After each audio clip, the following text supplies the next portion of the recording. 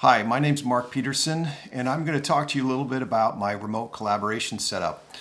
Let me give you a little context for this. I'm sure all of you have your own setup for working remotely, but maybe some of the tools that I'm using would be helpful for you to see and maybe consider or not consider.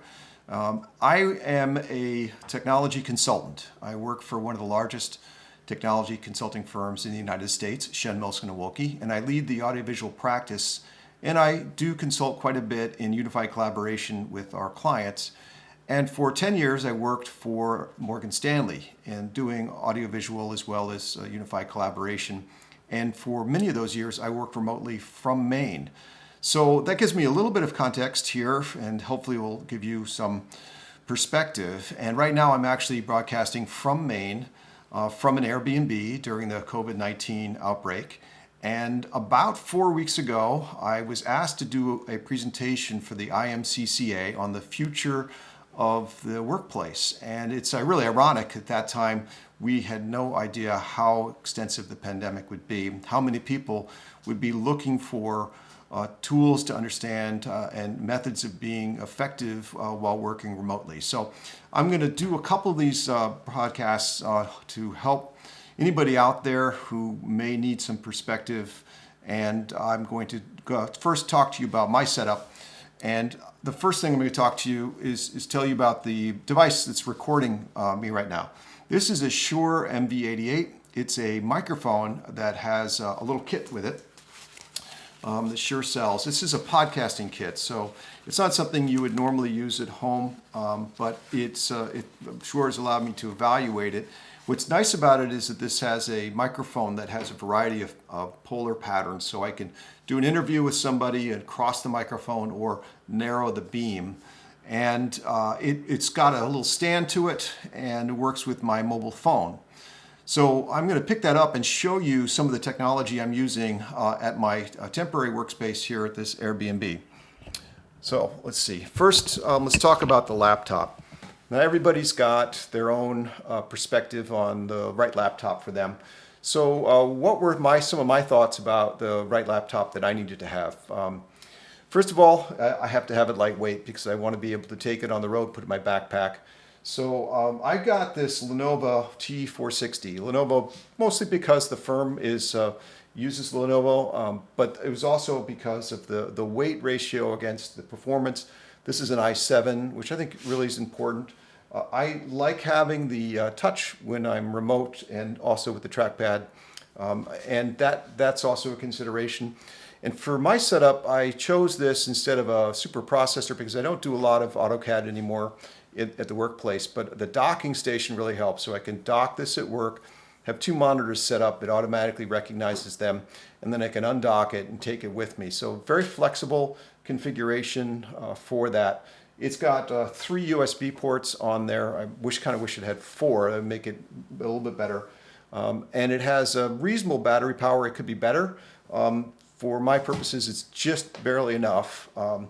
So with this setup, I have got a couple other things here. First, I've got a mouse. I'm using a Logitech mouse. This is an MX mouse. And you can see all of these devices on my webpage, mlpeterson.com, and links to where you can get the products if they're still available and an idea of the prices. This is certainly not the cheapest setup you can get, but I think that there's a balance between cost and performance, particularly if you're working a long time remote. What makes the Logitech mouse very effective, as you probably know, is this unifying USB little gadget here. This device allows for a variety of Logitech mice and keyboards to all work with a single USB connection point. And that's really helpful when you're working with a laptop and you've got limited amounts of connection points. It's not the smallest, most portable mouse, but it's kind of balanced between the two. I wish it had a portable little wrap case to it like my smallest mouse did. But it's been durable, quite durable, and the battery life has been really good. So next up, I've got my Logitech headset. Now this headset is kind of important. I had to evaluate quite a few different, and I continue to evaluate headsets for my company and for others. And what makes this wired headset, of course, wired, that's my go-to default. Everything else fails, I can plug this in.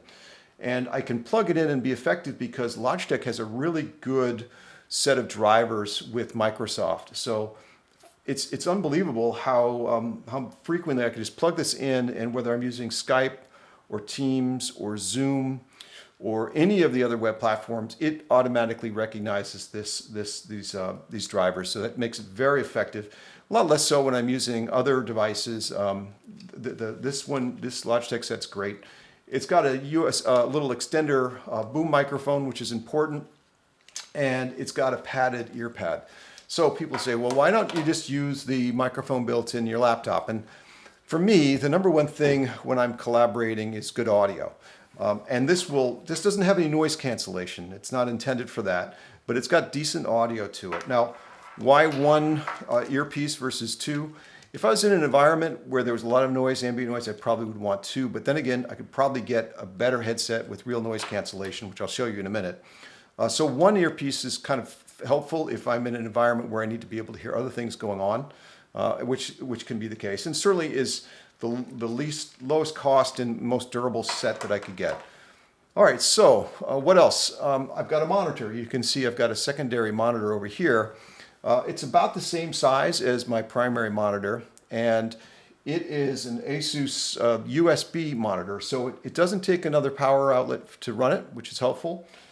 It comes in a little case, so the wrapping around it supports protecting it when I'm not using it. It folds into a stand so I can use it. It's not the most sturdy stand. I can't put a camera on top of that without having some risk of it falling over, but it certainly does the job to give me a little bit more real estate to swing around and work on different material, which is quite helpful for extended stays at certain places. Okay, so I got my displays all set up, and my mouse and my keyboard and my wired headset. What else? Well, I'm going to show you a couple other things here. First of all, I've got an alternate camera. I've got the Logitech Brio camera. Now, the Brio camera is one of the top of the line when it comes to web cameras for the laptops or for mobile. In fact, it's some people even use it in conference rooms. I think it's a little bit lacking when it comes to conference room video quality or just uses, but it has, because it has no pan or tilt or adjustment to it. But for the desktop, it works quite well. But more importantly, because people say, well, why don't you just use the little camera in your laptop? And in fact, the position of that camera is really good. It's very close to my screen. So from a looking at the people perspective, that camera is pretty hard to beat, and the quality's gotten a lot better over the years. But what having a separate camera does is it gets the angle up a little higher, because when I'm using a laptop camera, I get the steep angle up into the corner of the room, and it's a little off-putting. When I use the Logitech, I can put it on something else, mounted up higher, mounted on a larger monitor, and I can get a better straight-on perspective. And that's going to be really good for higher quality video conferences where I need to be at my best for the conference calls. All right, so that's my USB camera, extra camera. And then I've got this Alera. So this is a Poly Alera unit.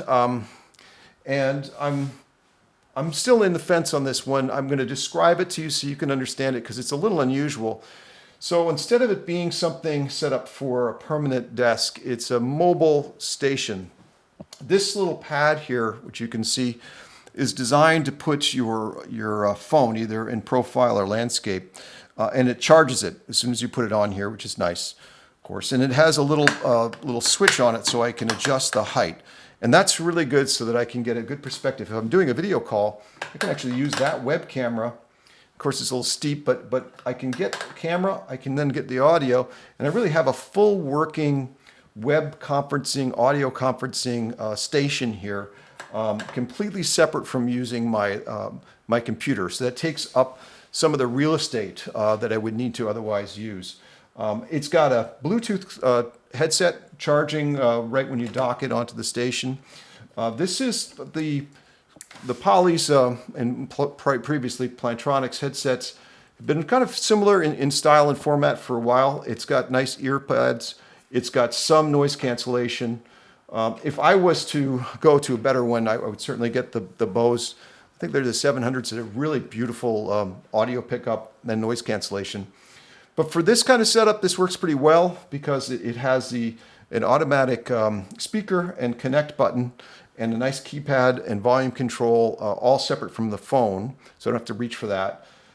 And I can also use the Bluetooth of this headset directly with my phone without the base, or with my laptop. So I can do a conference call Bluetooth with my laptop and then go back and using it with my phone. So that makes it very versatile. The problem with this kind of base, first of all, this thing's quite expensive. But what's really the issue is this doesn't fold. For some reason, Poly decided to make this quite permanent. The power is required all the time. It doesn't run USB or anything else like that. And the base doesn't fold up, which is unfortunate, because if I could get this into a smaller form factor, I could carry it and adopt to it quite well. So that's my setup here. I've got a couple other things to show you. First, this is a little USB light. I like this light because it gives me a little bit more flattering light when I'm working. If I need to get a little bit more ambient, I can do that, particularly under the chin. And I can use it as a task light as I travel, which is quite nice. And because it's USB, I can just use it on power outlet if I needed to. And then I'm in an environment that has a good ambient to it, reasonable background that's not too distracting, a view out the window so I can look there when I'm not working. And that's about it. So I hope that you found this description of my technology helpful. I'm sure you all have your own opinions and thoughts, and you're welcome to leave your ideas. I'm going to post this video and my setup on my mlpeterson.com webpage. So you can look for it there, or you can look for more information at smwllc.com, where I'll also do some more postings about collaboration in the weeks to come. Thank you very much, and have a good day.